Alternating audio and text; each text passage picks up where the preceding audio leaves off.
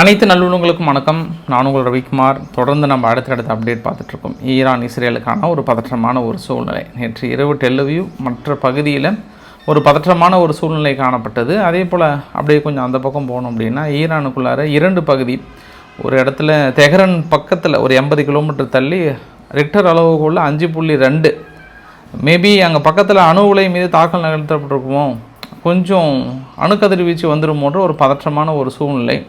அது இல்லாமல் கீழே இஸ்ஃபஹான்லேயும் அதே மாதிரி சூழ்நிலை. இரண்டு இடத்துல எந்த நேரத்தில் அணுக்கசிவு வந்து விடுமோன்ற ஒரு பதற்றமான ஒரு சூழ்நிலை அந்த இடத்துல தொற்றி கொண்டிருக்கிறது. அதனால் தாக்குதலுக்கான பதற்றமும் இன்னும் வெறிகொண்ட வேங்கையாக இரண்டு தரப்புலையும் மிகப்பெரிய அளவுக்கு இருக்கிறது. இஸ்ரேலை காப்பதற்காக அரண்களாக 5 போர்க்கப்பல்கள் வந்து அப்படியே நின்றுட்டாங்க. அப்படி நின்றதுக்கப்புறம் நேற்று இரவு கொஞ்சம் சக்ஸஸ் பண்ணியிருக்கிறாங்கன்ற மாதிரி இஸ்ரேல் தரப்பில் வந்து சொல்லியிருக்காங்க. நிறைய விஷயங்களை, நில அதிரடி சம்பவங்களை, நிறைய திருப்பங்களை, எதையும் தாங்கும் உதவிகள் வாங்க நம்ம ஃபாலோ பண்ணலாம். நம்ம நேராக கொஞ்சம் சீனா கிட்ட பேச்சுவார்த்தை நடத்திட்டு வந்துடலாம். என்னங்க பயங்கரமாக பிரித்து மேய்ஞ்சிட்ருக்காங்க. அப்புறம் அந்த நோபல் பரிசு வேறு கொடுக்குறேன்றாங்க, அதையும் கொஞ்சம் பேசிட்டு போயிடலாம். ஸோ வீடியோக்குள்ள பார்த்த மாதிரி நீங்கள் நம்ம சேனல் சப்ஸ்கிரைப் பண்ணலாம், சப்ஸ்கிரைப் பண்ணிட்டு வாங்க. மறக்காம பெல் பட்டனை கிளிக் பண்ணி ஆல் ஆப்ஷன்ஸ் கொடுங்க. வீடியோக்குள்ள போகலாம்.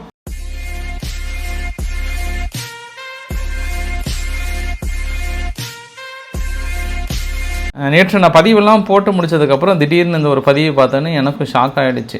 நீங்களும் பாருங்கள், ஷாக் ஆனாலும் ஆகிறதுக்கு வாய்ப்பு இருக்குது. ஈரானுக்காக களத்தில் சீனா, இஸ்ரேலை சுற்றி வளைத்த சீன கப்பல்கள் கடல் வழி தாக்குதல் நடத்த திட்டமா அப்படின்ற மாதிரிலாம் வந்து போட்டிருந்தாங்க. ஒருவேளை இது சீன அதிபருக்கே தெரியாமல் அந்த கப்பலை எடுத்துகிட்டு வந்துட்டுப்பாங்களா அப்படின்னு எனக்கு ஒரு சந்தேகம் வந்துடுச்சு. ஏன்னா இஸ்ரேலை சுற்றி வளைத்த சீனா, நடுநடுங்கும் இஸ்ரேல், இனி களத்தில் நடக்க போகும் சம்பவம் வேறு அது மாதிரிலாம் போட்டிருந்தாங்களா. என்னப்பா நம்ம அதிபருக்கே தெரியாமல் இந்த கப்பலை ஓட்டிகிட்டு வந்துட்டாங்களா இந்த பக்கம் அப்படின்ற மாதிரி வந்துருந்தது. ஆக்சுவலாக நம்ம ஒரு நாள் முன்னாடி பார்த்துருந்தோம் அந்த செய்தியை. 2 சீனானுடைய எலக்ட்ரானிக் சர்வேலன்ஸ் ஷிப் வந்து 855ம் 815வும் பர்ஷியா கல்ஃப் பகுதியில் இருக்குது. மேபி இவங்க ஈரானுக்கு ஹெல்ப் பண்ணுவதற்கான வாய்ப்புகள் இருக்குது அது பர்ஷியா கல்ஃப் பகுதியில்னு நம்ம பார்த்தோம் நம்ம. பட் அதை தான் இவங்க கொண்டு வந்து இஸ்ரேலையே அப்படியே சுற்றி வளைச்ச மாதிரியும், இஸ்ரேல் நடுக்கத்தில் இருக்கிற மாதிரியும், பெரிய அளவுக்கு அட்டாக் ஆகிற மாதிரிலாம் சொன்னாங்க. அப்போ தான் புரிஞ்சுக்கிட்டேன் நான், ஓஹோ சீன அதிபருக்கே தெரியல இவங்க செய்தி. இந்த செய்தியெல்லாம் சீன அதிபர் பார்த்தாருன்னா அவர் கண் கலங்கி உட்காந்துக்குவார். ஏன்பா இப்படி ஓரமாக ஆயுதங்கள் கொடுக்கறது நேரடியாக இல்லாமல் மறைமுகமாக கொடுத்துட்டுருக்கிறாரு, அப்பப்போ எச்சரிக்கை கொடுத்துட்ருக்கிறாரு. என்னை கொண்டு வந்து எங்கப்பா நீங்கள் கோத்து விடுறீங்க அப்படின்னு ஒரு வார்த்தை அவர் நினைச்சாலும் நினைப்பார். சரி, அது ஒரு சம்பவத்தை ஒதுக்கி வைத்திடலாம். இரண்டாவது சம்பவம் உங்களுக்கு தோணும், ஐயா நான் என்னை சீக்கிரமாக கொண்டு போயிட்டு டெல்லவியூலையோ இல்லை ஈரான்லேயோ இறக்கி விடுங்க, அங்கே தாக்கல் பெரிய அளவுக்கு இருக்குது, இதெல்லாம் எனக்கு தேவையா அப்படின்னு உங்களுக்குள்ளே தோணும். இருந்தாலும் சொல்ல வேண்டியது எனக்கு கடமை. அப்படிலாம் ஒரு 3 நிமிஷம் ஸ்கிப் பண்ணி பார்த்தீங்கன்னா நீங்கள் டெல்லவியூவில் இருப்பீங்க, அங்கே கூட டைரெக்டாக போயிடலாம், ஒன்றும் பிரச்சனை இல்லை. பட் இப்போ என்னென்னா கவர்மெண்ட் ஆஃப் பாகிஸ்தான் வந்து அதிகாரப்பூர்வமாகவே ரெக்வஸ்ட் வச்சுருக்காங்க. இந்த 2026 நோபல் பரிசு வந்து ரொம்ப உகந்த நபர் யார் அப்படின்னா அது ட்ரம்ப் அவர்கள் மட்டும்தான்.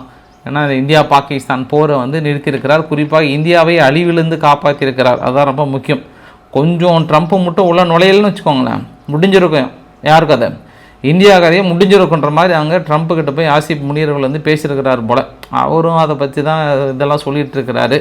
இப்போ என்ன சொல்ல வராங்கன்னா, இவரை விட்டால் வேறு யார் இந்த உலகத்தில், இந்த பூ உலகில் அமைதி மலவதற்கு தகுதியான ஒரே ஒரு நபர் ட்ரம்ப் அவர்கள் மட்டுமே, அவருக்கு நோபல் பரிசு கொடுக்க வேண்டும்ன்ற மாதிரிலாம் போட்டாங்க.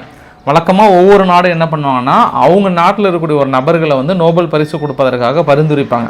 ஆனால் பாகிஸ்தான் என்ன பண்ணியிருக்காங்கன்னா ட்ரம்ப் அவர்களை வந்து பரிந்துரைக்கிறாங்க. இதுவே மிகப்பெரிய தியாகத்தின் உச்சம் அப்படின்னு சொல்ல முடியும். ஸோ இனி பாகிஸ்தானையும் அமெரிக்காவும் பிரிக்க முடியாத ஒரு நட்பு வட்டத்தில் உருவாக்கிட்டாங்க. அடுத்தது இஸ்ரேலுக்கு அப்புறம் இவங்க தான் அடுத்த நட்பில் ரொம்ப க்ளோஸ் ஃப்ரெண்ட்ஷிப்பில் இருக்கிறாங்கன்னு தோணுது. அதை விட இப்போ ட்ரம்ப் அவரோட எக்ஸ்தலத்தையும் பார்த்துடலாம். ஏன்னா சமூக வலைத்தளங்களில் பெரிய அளவுக்கு கிண்டலுக்கு உள்ளாக்கப்பட்டது. அவருக்கு நோபல் பரிசுன்னொடனே இந்த ஜான் போல்டன் அவர்கள் என்ன பண்ணிட்டாருன்னா, அதாவது அன்சக்ஸஸ்ஃபுல்லி கிளைம் கிரெடிட்டு, நீங்கள் இல்லவே இல்லை, ஆனால் நீங்கள் கிளைம் கிரெடிட் பண்ணி அந்த போரை நிறுத்தினதான் நீங்கள் பெரிய தம்பட்டை அடிச்சுக்கிறீங்க. ஆனால் ஈரானை அடிக்குவான் நொறுக்குவான் ஒழிச்சிருவான்னு சொல்கிறீங்க, ஆனால் உங்களுக்கு வந்து நோபல் பரிசா அப்படின்னு உடனே போட்டதுக்கு தான் தலைவர் என்ன பண்ணிட்டார், ஒரு பெரிய பதிவை போட்டார். உங்களுக்கு அந்த மஞ்சள் கலரில் நோட் பண்ணிக்கிட்டு பாருங்கள், நோபல் பரிசு வாங்க நான் தகுதி இல்லாதவனா அப்படின்னு போட்டு இந்த ருவாண்டா காங்கோ அந்த போரை உடனடியாக இன்றைக்கி கூட வெள்ளை மாளிகையில் ஒரு ஒப்பந்தம் ஏற்படுத்தி உடனடியாக நிறுத்தினேன், பல உயிர்களோட சேதத்தை நிறுத்தியிருக்கிறேன், நான் அதற்காக நான் நோபல் பரிசு வாங்கணும்னு விரும்பலை. அப்புறம் இந்தியா பாகிஸ்தான் பிரச்சனையை தீர்த்தேன், அதுக்காக நான் நோபல் பரிசு வாங்கணும்னு நினைக்கல. செர்பியா கொசோவா பிரச்சனையை தீர்த்து வைத்தேன், அதுக்காக நோபல் பரிசு வாங்கணும்னு நினைக்கல. எகிப்து எத்தோப்பியா பிரச்சனையில் குறிப்பாக எத்தோப்பியா வந்து மிகப்பெரிய ஒரு டேம் ஒன்று கட்டினாங்க ஸ்டூபிட்லி, தேவையில்லாமல். எங்கள் எகிப்துக்கு வரக்கூடிய முக்கிய நதிநீர் எல்லாம் நிறுத்தினாங்க, நைல் நதி நீரை. அதை போய் தடுத்ததுக்காக, அந்த பிரச்சனை தீர்த்துவதற்காக நான் நோபல் பரிசு வாங்க விரும்பலை. நான் மிடில் ஈஸ்டில் இருக்கக்கூடிய பதற்றத்தை குறைப்பதற்காக நான் நோபல் பரிசு வாங்க விரும்பலை. நான் அது அதுக்கு தகுதி இல்லையா? ஆனால் மக்களுக்கு தெரியும். இப்போ வந்து ரஷ்யா உக்ரைன் வாரியம் இஸ்ரேல் ஈரானையும் வந்து என்ன சம்மந்தப்படுத்தியிருக்காங்க. அது ரஷ்யா உக்ரைன் வார் நான் இருக்கும்போது தொடங்கலை. இப்போ நீங்கள் முடிவு பண்ணுங்கள், எனக்கு நோபல் பரிசு வேண்டுமா வேண்டாமா சொல்லுங்கன்றாங்க. நீங்கள் சொல்லுங்கள். இப்போ இந்த பூவுலகில் அமைதி மலர்கின்ற இந்த தருணத்தில் தேவையா அப்படின்ற மாதிரி ஒரே ஒன்று தாங்க. இவ்வளோ ட்ரம்ப் அவர்களே, நீங்கள் நினச்சிருந்தீங்க அப்படின்னா இஸ்ரேல் ஈரான் பிரச்சனையை சுமூகமாக கொண்டு போயிருக்கலாம். அது எல்லாத்துக்கும் நல்லாவே தெரியும். ஆனால் நீங்கள் பக்காவாக ஒரு சார்பாக இருக்கீங்க, நடுநிலை பேச்சுவார்த்தையில் இல்லை அப்படின்றது தான் எல்லாருடைய சாராம்சமும். ஏன்னா நடுநிலை பேச்சு நான் வகிக்கிறேன். இன்னைக்கு கூட இன்னொரு வார்த்தையும் சொல்கிறாரு, அமைதி பேச்சுவார்த்தை ஈரான் வந்து பேச்சுவார்த்தை நடத்தணும் அப்படின்னா அது எங்கள் கிட்ட தான் நடத்தணும், ஐரோப்பா கிட்ட இல்லை. அவங்க தான் பேச்சுவார்த்தை நடத்துகிறவங்களா, அவங்க தான் அமைதி கொண்டு வரீங்களான்னு சொல்கிறீங்க. அதையெல்லாம் சொல்லிவிட்டு அன்கண்டிஷனலி சரண்டர் ஒரு வார்த்தையை வந்து சொல்கிறது, மறுபடியும் காமேனி அவர்கள் நீங்கள் எங்கே ஒளிஞ்சிருந்தாலும் உயிரோடு இருக்க முடியாதுன்றது, இந்த மாதிரி வார்த்தையெல்லாம் சொல்லிவிட்டு அதுக்கப்புறம் வா அமைதிக்குன்னா கேட்டால் நாங்கள் நடுநிலைன்னுவாங்க. அது புரிஞ்சுக்கலாம். சரி, இருந்தாலும் பாகிஸ்தான் விரும்புகிறாங்க, ஐயாவுக்கு கொடுத்தே ஆகணும், எங்கள் ஐயாவுக்கு நாட்டாமைக்கு கொடுத்தே ஆகணுன்ற மாதிரி விரும்புகிறாங்க. அவங்களுக்கு ஒரு ஆசைக்காக ஒரு நோபல் பரிசு கொடுக்குறாங்களா என்னன்னு தெரியல. அதையும் மீறி கொடுத்துட்டாங்கன்னா நீங்கள் முடிவு பண்ணிக்கோங்க. சரி, இந்த யுத்தகாலம் வந்து என்னவா நிகழ்ந்திருக்கிறது? நேற்று ஐநாவில் இஸ்ரேல் ஈரான் மாறி குற்றச்சாட்டுகள் வைக்கப்படுகிறது. என்னென்னா, ஈரான் என்ன சொல்லிட்டாங்கன்னா, நாங்கள் எங்கள் நாட்டை தற்காத்து கொள்வதற்காக தொடர்ந்து தாக்கல் நடத்தி கொண்டே இருப்போம், இஸ்ரேல் தாக்கல் நிறுத்தும் வரை முட்டிக்க போகிறேன்ட்டாங்க இஸ்ரேல் என்ன சொல்லிட்டாங்கன்னா, கண்டிப்பாக நாங்கள் அவங்கக்கிட்ட அணு ஆயுதம் இல்லாத ஒரு சூழ்நிலை, அவங்கக்கிட்ட அது நல்லதில்லை. ஓநாய்களின் கூட்டம்ன்ற ஒரு வார்த்தையை யூஸ் பண்ணாங்க. இந்த ஓநாய்களின் கூட்டத்தை வந்து நாங்கள் ஒழிப்போம்ன்ற மாதிரி வந்து சொல்லியிருக்காங்க. சரி, அமெரிக்கா பேச்சுவார்த்தை நடத்துகிறாங்களே, அராச்சி அவர்கள் யாருங்க, ஈரானுடைய வெளியுறவுத்துறை அமைச்சர் அராச்சி அவர்கள் என்ன சொல்லிட்டாருன்னா, அமெரிக்கா அமைதியை விரும்பினாலும் இஸ்ரேலின் மூர்க்கத்தனத்தை நிறுத்த சொல்ல வேண்டும், இஸ்ரேலின் அத்துமீறல்களை மூடி மறைக்கும் வகையில் அமெரிக்கா செயல்பட்டு வருகிறது, தற்போது நிலவரத்தில் அமெரிக்கா மீதான முழு நம்பிக்கை தகர்ந்து விட்டது அப்படின்ற ஒரு வார்த்தையை சொல்லிட்டு, இதுக்கப்புறம் அவங்கக்கிட்ட நெகோசியேஷன் கிடையாது, எங்ககிட்ட நாட் லிமிட் மிசைல் ப்ரோக்ராம் கிடையாது, ஜீரோ என்ரிச் அப்படின்ற ஒரு வார்த்தையை எங்ககிட்ட வந்துடாதீங்க அப்படி கதம்னு முடிச்சிட்டாங்க ஈரான் தரப்பில். இப்போ ட்ரம்ப் அவர்கள் சனி ஞாயிறாச்சே தலைவர் வந்து கிளம்புவார் கோல்ஃப் விளையாடுறதுக்கு அப்படின்னும்போது அந்த இடத்துல கேட்குறாங்க, தலைவரே என்ன இந்த மாதிரி நீங்கள் பெரிய அளவுக்கு முருகத்தனமாக இருக்கே, இல்லை இஸ்ரேல்கிட்டையாவது சொல்லி நிறுத்த முடியுமா அப்படின்னா, இது வந்து வின்னிங் கேம் மாதிரி, அந்த வின்னிங் கேமில் வந்து இஸ்ரேலை ஃபோர்ஸ் பண்ணி அவங்கள கொஞ்சம் அந்த நிலையை கொண்டு வரது என்பது கொஞ்சம் ரிஸ்க்கு தான். அப்போ யாராவது ஒருத்தர் தோக்கணும்னு நினைக்கிறீங்களா அப்படின்னு கேட்கப்பட்டதுக்கு, இது தோக்கணுன்றதுக்காக இல்லை, பட் இல்லாத நிலையை உருவாக்க வேண்டும் அப்படின்ற மாதிரியான வார்த்தைகளை சொல்லியிருந்தாங்க. அப்போ அவர்கிட்ட நிறைய இந்த மாதிரியான கேள்வியெல்லாம் கேட்கப்பட்டதுக்கு, நீங்கள் தாக்கல் நடத்துகிறீங்களா, என்ன மாதிரியான முடிவுகள் அப்படின்னா, yes maybe may not be அப்படின்ற மாதிரிலாம் சொன்னார். அவர் மேபி மே நாட் பின்னாலுமே, ஆனால் சூழ்நிலைகள் வந்து மறுபடியும் நேற்று இரவு ரொம்ப ஒரு பரபரப்பான சூழ்நிலையாக இருந்தது. நேற்று வெள்ளை மாளிகையில் இறுதியாக ஒரு கூட்டம் கூட்டப்பட்டதாகவும், அந்த கூட்டத்தில் விக்ஸாப் அவர்கள் கலந்துக்கிறாரு. விக்ஸாப் அவர்கள் வந்து கலந்துக்கிட்டு செய்தியாளர்கிட்ட என்ன சொல்லியிருக்கிறாருன்னா, நாங்கள் ஈரான்கிட்ட நேரடியாகவும் கத்தார் மூலியமாகவும் வந்து பேசி கொண்டு தான் இருக்கிறோம், ஆல்மோஸ்ட் இது அடுத்த கட்டத்தை நோக்கி போகுதுன்ற மாதிரியும். அவங்களுடைய வைஸ் பிரசிடென்ட் அவர்கள் என்ன சொல்லிட்டாருன்னா, ஜேடி வான்ஸ் அவர்கள் வந்து ஆல்மோஸ்ட் ஈரானுக்கான இறுதி காலம் கிட்டத்தட்ட நெருங்கி விட்டது, நாங்கள் எல்லா ஆப்பர்ச்சுனிட்டியும் வந்து கொடுத்தோம், பட் ஈரான் வந்து மிஸ் பண்ணிட்டாங்கன்ற வார்த்தையெல்லாம் கேட்க முடியுது. ஒரே ஒரு வார்த்தை மட்டும் சொல்கிறாங்க, துளசி ஜெபாட் அவர்கள் இந்த மாதிரி அவங்ககிட்ட அணு ஆயுதம் இல்லையே அப்படின்ட்டு சொல்லப்பட்டதற்கு அந்த நியூஸ் நான் கேட்கல, அந்த மாதிரி நியூஸே இல்லைன்றாங்க. அதுக்கு துளசி ஜெபாட் அவர்கள் என்ன சொன்னார்னா, அமெரிக்காவுடைய என்ஐஏனுடைய தலைவர் வந்து என்ன சொல்லிட்டாங்கன்னா, அந்த ஒரு வார்த்தையே ஒரு போலி, நான் அந்த மாதிரி வார்த்தையே சொல்லவே இல்லை, நான் சொன்னதாக ஊடகங்கள் ஃபேக்காக க்ரியேட் பண்ணியிருக்காங்க, தொடர்ந்து போலி செய்திகளை பரப்பி கொண்டிருக்கிறது, தனது கடுமையான விமர்சனங்களை அந்த இடத்துல முன் வைத்திருந்தாங்க. அடுத்த கட்ட பரபரப்பும் பார்க்க முடியுது. இந்த ஹவாய் தீவும் சரி, மற்றும் 2 இடத்துல வந்து நோட்டம் வந்து அனௌன்ஸ் பண்ணியிருந்தாங்க. அந்த வான்பரப்பை ஒட்டுமொத்தமாக க்ளோஸ் பண்ணிட்டு ஒரு சில பயிற்சிகளை வந்து ஷார்ட் பீரியடில் பயிற்சிகளை மேற்கொண்டு இருந்தாங்க அமெரிக்கா. நான் வழக்கமாக போர் நடக்கும்போதுக்கு முன்பாக இந்த மாதிரியான பயிற்சிகளை வந்து எடுப்பாங்க. மேபி அதுக்காகமா சொன்னாங்க. நேற்று இரவு கூட அதுக்கப்புறமும் மறுபடியும் ஒரு 5 USA FC-17 தொடர்ந்து மிடில் ஈஸ்டை நோக்கி போயிட்டு தாங்க இருக்குது. அப்புறம் போர் விமானங்கள் அங்கே இங்கே போய் வைக்கிறது, அங்கே போய் இருக்கிறது, அது மாதிரியான சம்பவங்கள் நேற்று இரவு ஒரு 3-4 தடவை வந்தது. மீடியா ஃபுல்லாகவே வந்து இப்போ நம்ம லெவலுக்கு வந்துட்டாங்க. நேற்று வரைக்கும் 2 வாரம் இருக்குன்ற மாதிரிலாம் சொன்னாங்க. பட்டு நான் தனிப்பட்ட முறையில் என்னுடைய கருத்தாக சொன்னேன், இல்லைங்க அதுக்கான வாய்ப்புகள் இல்லைன்னா இப்போ ஆல்மோஸ்ட் எல்லா ஊடகங்களும் வந்து நேற்று இரவு எழுத ஆரம்பிச்சிட்டாங்க. இல்லை அமெரிக்கா வராங்கன்ற மாதிரியாக எழுத ஆரம்பித்திருக்கிறாங்க. நெருங்கி விட்டது, ரொம்ப ரொம்ப நெருங்கி விட்டது. அமெரிக்கா கண்டிப்பாக உள்ள நுழையிறாங்க. மற்ற எத்தனை ஊடகங்கள் மறுத்தாலும் சரியே, அது இல்லைன்னு சொன்னாலும் சரியே, நான் வந்து அது என்னுடைய உள்ளுணர்வு தோன்றுகிறது. நிச்சயமாக அவங்க கண்டிப்பாக தாக்கல் நடத்துகிறாங்க. அதற்கான அனைத்து ஏற்பாடுகளும் மிக மும்முரமாக பெரிய அளவுக்கு நிகழ்ந்து கொண்டிருக்கிறது. நேற்று ஐநாவில் IAEA தலைவர் சொல்கிறார், யார், கிராசி அவர்கள் என்ன சொன்னார்னா, ஈரான் கிட்ட வந்து டிரான்ஸ்பரன்சி இல்லைன்னா அவங்கக்கிட்ட என்ரிச் இருக்கா இல்லையா, அந்த மாதிரி எந்த டிரான்ஸ்பரன்சியுமே கிடையாது. நம்பகத்தன்மையை இழந்து விட்டது ஈரான், அதனால் இந்த தாக்குதலை நியாயப்படுத்துகிறேன்ற மாதிரியான ஒரு வார்த்தையை சொன்னார். ஈரான் வந்து கடுமையான தனது கோபத்தை வெளிப்படுத்தியிருக்காங்க. அவர் மீது கேஸு வந்து ஃபைல் பண்ணுறாங்க. அப்போ இதனால் நீங்கள் எதுக்காக வந்து செக் பண்ணீங்க? உங்ககிட்ட எல்லா இடத்தையும் கூட்டு போய் காட்டணுமே, மறுபடியும் நம்பகத்தன்மை இல்லை என்ற ஒரு வார்த்தையை சொல்லி ஈரான் என்ன கேட்குறாங்கன்னா, அணு உலைகள் மீது தாக்கல் நடத்தும் போது அந்த IAEA வந்து ஏன் எந்த ஒரு எதிர்ப்புமே தெரிவிக்கலைன்னு கேட்குறாங்க. அப்போ அந்த உலக மக்களோட நம்பிக்கையை நீங்கள் இழக்கிறீங்க. ஒரு அணு உலை மீது தாக்கல் நடத்தும் போது ஒரு அணுகுண்டுக்கு சமம், அது அணுகுண்டு போடுறதுக்கு சமம் அது. ஏன்னா அந்தளவு கதிர்வீச்சலோட தாக்கம் இருக்கும். இதெல்லாம் தெரிந்த நீங்கள் இதுவரை ஒரு சிறு கண்டனம் கூட தெரிவிக்கல. வேண்டாம் தாக்கல் நடத்தாதீங்க, என்ரிச் பண்ணுற பிளான்ட் வேறு, அங்கே தாக்கல் நடத்துறது வேறு, பட் அணு உலை மீது தாக்கல் நடத்துவது வேறு. இது வந்து ஒருதலை பட்சமாக IAEA செயல்பட்டு கொண்டிருக்கிறது என்று தனது வழக்குகளை வந்து தொடர்ந்துருக்கிறாங்க.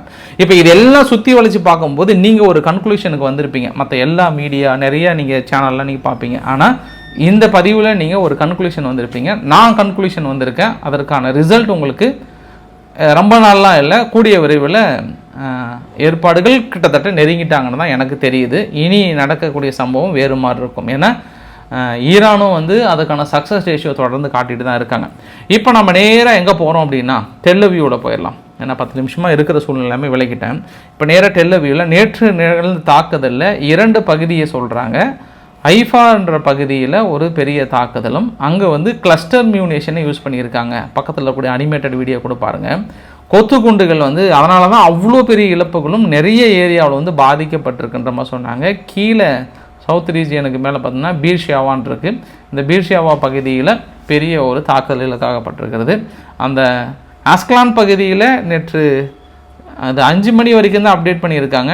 5 மணிக்கு மேலே எனக்கு அப்டேட் கிடைக்கல இது. ஆனால் அது மேலே தாக்கல் நிகழ்த்தப்பட்டு அப்புறம் ஜோர்டனுக்கும் எகிப்தும் போகக்கூடிய மிக முக்கியமான லைனை வந்து கட் பண்ணியிருக்கிறாங்கன்றதையும் நான் அடிஷ்னலாக சொல்லிடுறேன். இப்போ ஈரான் என்ன சொல்லியிருக்காங்கன்னா, ட்ரூ ப்ராமிஸ் 3யோட 18வது வேவ், 18வது அலை கடந்து வந்து கொண்டிருக்கிறதுன்ற மாதிரி சொன்னாங்க. நேற்று இரவு 5 பாலிஸ்டிக் மிசைல்ஸை வந்து ஏவி இருக்காங்க. அந்த 5ல் ஆல்மோஸ்ட் சுட்டு வீழ்த்தின பதிவுகள் கிடைத்திருக்கிறது. இதுக்கு முன்பெல்லாம் கொஞ்சம் ரேராக இருந்தது, இப்போ கொஞ்சம் கிடைத்திருக்கு. ஒன்று சக்ஸஸ்ன்றாங்க. அந்த சக்ஸஸுமே என்னென்னா, உங்களுக்கு வீடியோ பதிவு அடுத்தடுத்து வரும் பாருங்க. கட்டடத்தின் மேலே எரிஞ்சிட்ருக்கு. நார்மலாகவே ஈரானுடைய தாக்குதல் எல்லாமே அடித்தா கட்டடமே அப்படி சரிஞ்சு தான் ஃபுல்லாக அந்த ஏரியாவே காலியாகும். அதான் கட்டடத்தின் மீது எரிஞ்சிட்டு இருக்கிறதுனால கொஞ்சம் அதை சுட்டு வீழ்த்தப்பட்ட அந்த பெருசாக இருக்கு இல்லையா, அது மாதிரி இருக்குமோ அப்படின்னு எனக்கு சந்தேகத்தை ஏற்படுத்துகிறது. ஏன்னா நான் ஏற்கனவே மற்ற வீடியோ கூட கிடச்சிருக்கு பாருங்கள். அதோடைய என்ஜினாக இருக்கட்டும், அந்த பெரிய கூம்பு மாதிரி இருக்கும் அந்த சுட்டு வீழ்த்தப்பட்டது, அதெல்லாம் பாருங்கள் விழுந்திருந்த பதிவுகள் இருக்குது. ஆனால் இஸ்ரேல் தரப்பில் என்ன சொல்கிறாங்கன்னா, சுட்டு வீழ்த்தின்னு சொல்லப்பட்டிருந்தால் கூட டெல்லவியூவில் ஒரு பெருசாக ஒரு வெடி சத்தம் கேட்டிருக்கிறது. ஒரு சில குப்பை கிடங்குகள் தான் அந்த பக்கம் எரிஞ்சிட்ருக்குன்றது அப்படின்ற ஒரு பதிவுகளும் பார்க்க முடியுது. ஃபயர் சர்வீஸ்லாம் பார்த்துட்டு இருக்காங்க. பட் இதற்கு முன்பு இருந்ததை விட ஐரன் டோம் செயலிழந்து விட்டதுன்னு சொல்லப்பட்டிருந்தால் கூட நேற்று இரவு நிகழ்த்தப்பட்டதில் 5ல் 4 கிட்டத்தட்ட சக்ஸஸ் பண்ணிட்டாங்க. ஒன்றுமே பாதி எரிந்த நிலையில் தான் விழுந்திருக்கிறது என்ற வீடியோ பதிவுகளும் கிடைத்திருக்கிறது. மேபி அது தாக்குதலாக இழப்புகளான்றதை நம்ம பொறுத்து இருந்து பார்க்கலாம். ஆனால் நேற்றைய தாக்கத்தை விட இன்று குறைத்திருக்கிறது. காரணம் என்னவென்றால், நீங்கள் இந்த வரைபடத்தை பாருங்கள். வரைபடத்தில் இப்போ இஸ்ரேலை காப்பதற்காக காக்கும் அரங்கலாக 5 போர்க்கப்பல்கள் வந்து நின்றிருக்கிறது. 5 போர்க்கப்பல்களில் தாம் சன்டர் ஒன்று, ஆஸ்கர் அஸ்டின் ஒன்று, ஏர்லியன் பர்க் ஒன்று, அப்புறம் வந்து பவுல் இக்னாட்டிக்ஸ் ஒன்று, அப்புறம் இந்த சல்லிவன்ஸ். இந்த 5 போர்க்கப்பல்களும் இது எல்லாமே டெஸ்ட்ராயர் தான். பெரிய அளவுக்கு இங்கிருந்தும் முயற்சிகள் பண்ணுறாங்க இடைமறித்து. அதுக்கப்புறம் இந்த ரெட்சி கடல் பகுதியில் பாருங்கள், யுஎஸ்எஸ் ஃபாரஷர்ன்னு சொல்லிட்டு அதுக்கப்புறம் இன்னும் 2 கப்பல் இருக்குது. இந்த கப்பலும் ஈரான்லேருந்து அடித்தாங்கன்னா அங்கே ட்ரை பண்ணுறாங்க. அது இல்லாமல் ஈரான் பக்கத்தில் அந்த கல்ஃப் ஆஃப் ஓமன் இருக்குல்ல, இந்த கல்ஃப் ஆஃப் ஓமன் பக்கத்தில் பாருங்கள் ஒரு 5 போர்க்கப்பல்கள் இருக்கா. யுஎஸ்எஸ் கார்ல் வின்சன் இன்னும் ஒரு 2 கப்பலுக்காக வெயிட் பண்ணிகிட்டு இருக்காங்க. அது வரதுக்கு இன்னும் ஒரு 5-6 நாள் ஆகிடுன்றாங்க. இந்த பர்ஷியா கல்ஃப்னு இருக்குது பாருங்கள் ஈரானுக்கு இந்த இடத்துல தான் சீனானுடைய 2 கப்பல்கள் மேபி அதுதான் எலக்ட்ரானிக் வார்ஃபேர் மாதிரி நிறுத்தியிருக்குமான்ற மாதிரி வந்து பார்த்துருக்காங்க. அப்போ இனி ஈரான் வந்து ஒரு தாக்குதலை சக்ஸஸ் பண்ணாங்கன்னா அவங்க நார்மலாகவே THAAD இருக்குது, டேவிட் ஸ்லிங் இருக்குது, ஏரோ 2 இருக்குது, ஏரோ 3 இருக்குது, பேட்ரியாட்டிக் ஏர் டிஃபென்ஸ் இருக்குது, ஐரன் பீம் இருக்குது, ஐரன் டோம் இருக்குது. அது இல்லாமல் இன்னும் ஒன்று சாலார் 6ன்னு நினைக்கிறேன். இத்தனையும் கடந்து வந்து தாக்கல் நடத்தினாங்கன்னா அது பெரிய சக்ஸஸ். ஈரானுடைய மிசைல்ஸ் இந்த மார்க்கெட்டில் பிச்சுட்டு போகும். வாங்குறது அவங்க பெரிய அளவுக்கு சக்ஸஸ் ரேஷியோ காட்டிடுவாங்க. நினச்சி பாருங்களேன். இதுக்கப்புறம் அதாவது நாளையிலிருந்து சொல்கிறேன் நான், நாளையிலிருந்து ஈரான் சக்ஸஸ் பண்ணிச்சு. இன்னும் ஃபுல்லாக அது செயல்பாட்டுக்கு வரல. மேபி இன்றைக்கி மதியத்துக்கு மேலே வரலான்னு நினைக்கிறேன். நேற்று இரவே 2-3 போர்க்கப்பல்கள் வந்தது. இதுக்கப்புறமும் இந்த கரங்கள் முழுமையாக நின்று தடுக்க முடியவில்லை என்றால் இவங்க இன்னும் சற்று சிந்தித்து பார்க்க வேண்டிய ஒரு விஷயம். இப்போ நான் உங்ககிட்ட இன்னொரு குழுவுமே கொடுத்துட்றேன். இனி போர்க்கப்பல்கள் ஏன் ஈரான் பக்கம் கொண்டு வரதுக்கு பயப்படுவாங்க அப்படின்னாங்கன்னா அவங்க இலக்குகளை வைத்து எதுவுமே தடுக்க முடியாமல் சக்ஸஸ் பண்ணுறாங்க. இதே ஒரு ஏவுகணையை அங்கே போர்க்கப்பலுக்கு அனுப்புனாங்கன்னா கொஞ்சம் ரிஸ்க்கு தான். அதனால தான் இப்போ அமெரிக்கா கொஞ்சம் எல்லாத்தையும் தள்ளி வைக்கிறாங்க. ஈரான் பக்கம் இருக்கக்கூடிய நிலைகளை அடுத்தடுத்து காலி பண்ணுவதற்கான காரணம் என்ன அப்படின்னா, சண்முகம் அடித்தோன்னா நம்ம இன்னும் பாதிக்கப்பட்டுருவோம், கொஞ்சம் நம்ம உஷாராக இருந்துக்கலாம் அப்படின்ற மாதிரி தான். இந்த வரைபடத்தை பாருங்கள். இந்த வரைபடத்தை குவைத்தில், பக்ரைன், கத்தார் இங்கே இருக்கக்கூடிய மேக்ஸிமம் போர் விமானங்கள்லாம் கொண்டு போய் ஜோர்டன்கிட்டையும் மற்ற பகுதியிலும் இங்கே சும்மா பேருக்கு 4-5 எல்லாம் நிறுத்தி வைத்திருக்காங்க. இல்லை நேற்று இரவு கொண்டு வந்து அடக்கப்பட்டதாகவும் சொல்கிறாங்க. மீதியெல்லாம் வந்து மிலிட்டரி ப்ரெசன்ஸ் இருக்குது. சவுதி அரேபியாவுக்குள்ளே, ஓமன் பக்கத்தில் இதெல்லாம் வந்து மிலிட்டரி ப்ரெசன்ஸ் இருந்தாலுமே அங்கே கொஞ்சம் வெக்கேட் பண்ணி வைத்திருக்காங்க. இப்போ நம்ம நேராக எங்கே போகிறோம் அப்படின்னா, இது வந்து இஸ்ரேலுக்குள்ள நிகழ்வுகள் அதை சுற்றி இருக்கக்கூடிய நிகழ்வுகள். நேராக இப்போ நம்ம ஈரான்கிட்ட போயிடலாம். ஏன்னா ஈரானில் 2 பதற்றமான ஒரு செய்தி. ஈரானுடைய அரசு ஊடகங்களை என்ன சொல்லியிருக்காங்கன்னா, ஒரு இடத்துல நில அதிர்வு ஏற்பட்டிருப்பது என்பது அது வழக்கமாக அணு ஆயுத சோதனைனா பாலைவன பகுதியிலோ மற்ற பகுதியிலோனா அது பிரச்சனை இல்லைங்க. ஆனால் தெஹரன் ரொம்ப முக்கியமான பகுதிங்க. தெஹரன்லேருந்து ஒரு 80 கிலோமீட்டர் தள்ளி மேபி அவர்களுடைய வழக்கமாக அவங்க அணு ஆயுத குடோன்லாம் வந்து பங்கர் கடியில் தான் பெரிய அளவு கைத்திருப்பாங்க. ஈரான் அங்கே ஏதாவது சம்பவம் ஏற்பட்டு இழந்ததா, இல்லை 2 இடத்துல வந்து நேற்று ஒரு பெரிய தாக்குதல் நிகழ்த்தினாங்க, அதில் ஏதாவது அணுக்கசிவு வந்துடுமான்ற ஒரு பதற்றமான ஒரு சூழ்நிலை தொற்றி கொண்டிருக்கிறது. அதற்கு முன்பு சிறு வரைபடத்தை உங்களிடம் காட்ட வேண்டும் என்று நினைக்கிறேன். அதனால் வாங்க நம்ம ஈரானுக்கு கிளம்பலாம். ஈரானில் பார்த்தோம் அப்படின்னா மேலே இது நேற்று உங்கள்கிட்ட 5 மணி வரைக்கும் தான் காட்டினேன். அப்பயே சொன்னேன் இல்லைங்க 2 பகுதியில் தாக்கல் நிகழ்த்தியிருந்தாங்க அப்படின்ற மாதிரி சொல்லியிருந்தேன். அதனால் அந்த 2 பகுதியை மட்டும் காட்டுறேன் நான்.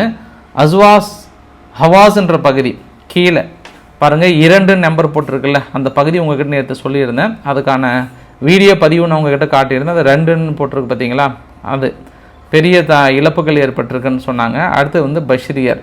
இந்த பஷ்ரியரில் ஆக்சுவலாக அணு உலைகள் மீது தாக்கல் நடத்தலை, ஆனால் அங்கே இருக்கக்கூடிய விமான நிலையங்கள் மீது தாக்கல் நடத்தப்பட்டிருக்கிறது. அதுக்கான வீடியோ பதிவும் கிடைத்திருக்கிறது. அப்புறம் 1ன்னு போட்டிருக்கு பார்த்தியா, இது வந்து தெஹரன் பக்கத்தில். இந்த இடத்துலையும் வந்து பெரிய அளவுக்கான ஒரு இழப்புகள் ஏற்பட்டிருக்கின்றமா சொன்னாங்க. அப்புறம் கைதுகள், ஈரானுக்கு ஆதரவான போராட்டங்கள் நிகழ்ந்திருக்கிறது. அந்த சிராஸ் என்ற பகுதியில் ஒரு பெரிய ஒரு ஷேக்கிங். இது வந்து 8 மணி வரைக்கும் தான், 8 மணி வரைக்கும் நிகழ்ந்தது. அதுக்கப்புறம் அந்த நட்டான்ஸ் என்ற பகுதி பாருங்கள், அந்த இடத்துல வந்து ஒரு நியூக்ளியர் ஃபெசிலிட்டிஸ் மீது வந்து தாக்கல் நிகழ்த்தியிருக்காங்க. இப்போ நான் உங்களுக்கு இது முடிச்சு நான் இன்னொரு வரைபடத்தை காட்டுறேன். அதற்கு முன்பு இன்னொன்று சொல்லிடுறேன். அந்த க்ரம்ஷான்னு சொல்லிட்டு ஈராக் பக்கத்தில், ஈராக்கிலிருந்து பார்த்தீங்கன்னா தெரியுதா, அது பக்கத்தில் ஒரு மருத்துவமனை மீதும் தாக்கல் நிகழ்த்தப்பட்டதான் வந்து சொல்லியிருக்காங்க. அங்கே இருக்கக்கூடிய நிகழ்வுகள். அதுக்கப்புறம் இது வந்து 8 மணியோடு கிடைச்சிது. 8 மணிக்கு அப்புறம் என்னென்னா தலைநகரில் ஒரு பெரிய சத்தம் ஒன்று, குவாம்ன்ற ஒரு பகுதியில். குவாம் அப்படின்னா அங்கே யுரேனியம் என்ரிச் பிளான்ட் ஒன்று இருக்குது. அப்புறம் இஸ்ஃபஹான். இந்த 3 இடமே ரொம்ப ஒரு முக்கியமான இடம். ஏன்னா இஸ்ஃபஹான்லேயும் நியூக்ளியர் ஃபெசிலிட்டிஸ் இருக்கக்கூடிய பகுதி. அந்த இடத்துல தாக்கல் நிகழ்ந்ததுக்கப்புறம் என்னாச்சுன்னா, இந்த வரைபடத்தில் பார்க்குறீங்கள, தெஹரான் பக்கத்தில் ஒரு 80 கிலோமீட்டர் தள்ளி, மேபி இங்கே குவாமில் தாக்கல் நடத்தும் போது அங்கே நியூக்ளியர் ஃபெசிலிட்டிஸ் பக்கம் தான் இருக்குன்றாங்க, எபிக் சென்டர் இருக்கக்கூடிய பகுதி. அந்த இடத்துல நிகழ்த்தப்பட்டதுனால 5.1 ரிக்டர் அளவுகோலில் பாதிப்பு ஏற்பட்டிருக்கு. உடனடியாக யுரேனியமுடைய என்ரிச் இன்ஃப்ராஸ்ட்ரக்சர் ஏதாவது பாதிப்பு ஏற்பட்டிருக்குமா? ஈரானுடைய நியூக்ளியர் ப்ரோக்ராம் வந்து அந்த இடத்துல பெரிய அளவுக்கு எக்ஸ்டென்ஷன் பண்ணிகிட்டு இருக்காங்க, சோதனை ஈடுபட்டு இருக்காங்க. மேபி இப்போ வந்த செய்தி இது. இதுக்கப்புறம் அங்கே இருக்கக்கூடிய மக்களை வெளியேற்றுறாங்களா என்னன்னு தெரியல. ஆனால் தெஹ்ரானிலிருந்து இதுவரை வரலாற்றில் முதல் முறையாக 5 லட்சம் மக்கள் வந்து வெளியேற்றியிருக்காங்க. குறிப்பாக ட்ரம்ப் அவர்கள் வந்து அன்கண்டிஷனல் சரண்டர் தெஹ்ரான்லேருந்து வெளியேறுங்கன்னு சொன்னதுக்கப்புறம் 5 லட்சம் மக்கள் தொடர்ந்து வெளியேற்றி கொண்டிருக்கிறார்கள். நேற்று இறுதியாக இந்திய மாணவர்களையும் வெளியேற்றிய பதிவுகள் கூட நம்ம பார்க்க முடிஞ்சது. அதில் வந்து அவாஸ்ன்ற பகுதி வந்து தொடர்ந்து அடுத்தடுத்து இலக்குகளாக்கப்படுகிறது. இங்கே மட்டும் இவங்க தாக்கல் நடத்தலை. நேற்று லெபனானுடைய பகுதியில், குறிப்பாக சதன் லெபனான் பகுதியில் 3-4 பகுதியில் தாக்கல் நிகழ்த்தியிருக்காங்க. அந்த 3-4 பகுதியிலும் பெரிய அளவுக்கான ஒரு எக்ஸ்ப்ளோசிவ். காரணம் என்னவென்றால், மேபி அங்கே ஹெஸ்புல்லா இவங்க தாக்கல் நடத்துவதற்கான ஆயத்த பணிகளை மேற்கொண்டுட்டு இருக்காங்கன்ற தகவல் கிடைச்சிருக்குமா என்னன்னு தெரியல. ஆனால் இஸ்ரேல் நடந்துக்கிற விதம்லாம் அப்படி தான் தோணுது. தொடர்ந்து அவங்களுடைய அடுத்தடுத்த பகுதி நேற்று ஒரு கான்வே ஒன்று போது அந்த கான்வே மீதும் தாக்கல் நிகழ்த்தியிருந்தாங்க. அதுக்கான பதிவுகள் கூட கிடைத்திருந்தது. ஸோ ஹெஸ்புல்லாவை நேற்று தொடர்ந்து அடுத்தடுத்த இலக்குகளாக்கப்பட்ட பதிவுகளும் கிடைத்திருக்கிறது. ஏன்னா இஸ்ரேல் வார்னிங் கொடுக்குறாங்க. கேட்ஸ் அவர்கள் சொல்கிறாரு, அமெரிக்காவுடைய என்வியை வந்து சொல்கிறாரு, அங்கே லெபனானில் வந்து வார்னிங் கொடுக்குறாங்க, ஹெஸ்புல்லா கொஞ்சம் அமைதியாக இருங்க, குட் பாய்ஸாக இருந்தீங்கன்னா குட் பாய்ஸாகவே இருங்கன்ற மாதிரி அடுத்தடுத்து எச்சரிக்கைகள் கொடுக்குறது. தாக்கல் நிகழ்த்தப்படுறதெல்லாம் பார்த்தா மேபி ஹெஸ்புல்லாவும் உள்ளே களத்தில் இறங்குவதற்கான வாய்ப்புகள் லைட்டாக தென்படுகிறது. ஏன்னா அதற்கான முன்னோட்டமாக இதோ அப்படின்ற மாதிரியான இன்னொரு இடத்துல கேள்விக்குறி இருந்திருக்கிறது. அப்புறம் அந்த surface to surface missile launchers இருக்குல்ல, அதுக்கான தாக்குதலையும் அதுக்கான வீடியோ பதிவுகளையும் வந்து பெரிய அளவுக்கு வந்து வெளியிட்டிருக்காங்க. அவங்களுடைய ட்ரோன் தாக்குதலையும் வந்து வெளியிட்டிருக்காங்க. இதில் மிக முக்கியமான விஷயம் என்ன அப்படின்னா, ஈரான் வந்து எந்த அளவுக்கு லாஸ் ஆகியிருக்காங்கன்ற ஒரு தகவலும் சொல்லியிருக்காங்க. அதாவது 44 பாலிஸ்டிக் சர்ஃபேஸ் டு சர்ஃபேஸ் ஏவுகணைகளையும் 73 பாலிஸ்டிக் மிசைல்ஸையும் வந்து நாங்கள் தாக்கல் நிகழ்த்தியிருக்கோம்னு சொல்லிட்டு அதுக்கான வீடியோ பதிவுகளும் ஈரானும் ஒரு சில ஆதாரங்களை வெளியிட்டிருப்பதாக ஒரு சில ஊடகங்கள் வந்து சொல்லியிருக்காங்க. ஈரான் அதிகாரப்பூர்வமாக சொல்லலை, பட் அந்த கன்ஃபார்ம் பண்ண நியூஸ் சொல்கிறாங்களா அவங்க சொல்கிறாங்க. பட் கன்ஃபார்மாக தான் தெரியும். இதுவரை இறப்புகள் அப்படின்னும் போது 638 பேர் இறந்து போனதாகவும் 2500 பேர் வந்து ஊண்டடாகவும் சொல்கிறாங்க. இஸ்ரேல் தரப்பில் 24 பேர் பக்கம் இறந்து போனதாக சொல்கிறாங்க. அமெரிக்கா சீனாவுடைய முக்கிய நிறுவனங்கள் மீதும் துருக்கியினுடைய முக்கிய நிறுவனங்கள் மீதும் தடை விதித்திருக்கு. தடை அப்படின்னா பொருளாதார தடை. காரணம் என்னவென்றால், தொடர்ந்து ஆயுதங்கள் சப்ளை பண்ணுறாங்கன்ற தகவல் அரசல் புரசலாக கேள்விப்பட்ட உடனே அடுத்த பொருளாதார தடையை போட ஆரம்பிச்சிட்டாங்க. பொருளாதார தடை பற்றி ஒன்றும் சொல்வதற்கில்லை. இஸ்ரேல் மிகப்பெரிய ஒரு இழப்பு. வேர்ல்டுலேயே மிகப்பெரிய லார்ஜஸ்ட் ஒரு ஷிப்பிங் கம்பெனி மிராக்ஸ். அந்த மிராக்ஸ் வந்து ஹோல்டு பண்ணிட்டாங்க. ஏன்னா இருக்கிற சூழ்நிலையில் கொஞ்சம் சாதகமாக இல்லைன்றதுனால நாங்கள் எங்கள் உடைமைகளை பாதுகாப்புன்றது சாலச்சிறந்தது. அதனால் அந்த கமர்ஷியல் ஷிப்பிங் ஹைஃபா துறைமுகத்தில் நாங்கள் நிறுத்துகிறோம், சஸ்பெண்ட் பண்ணுறோன்ற ஒரு வார்த்தையை சொல்லியிருக்காங்க. இது இஸ்ரேலுக்கு மிகப்பெரிய இழப்பு.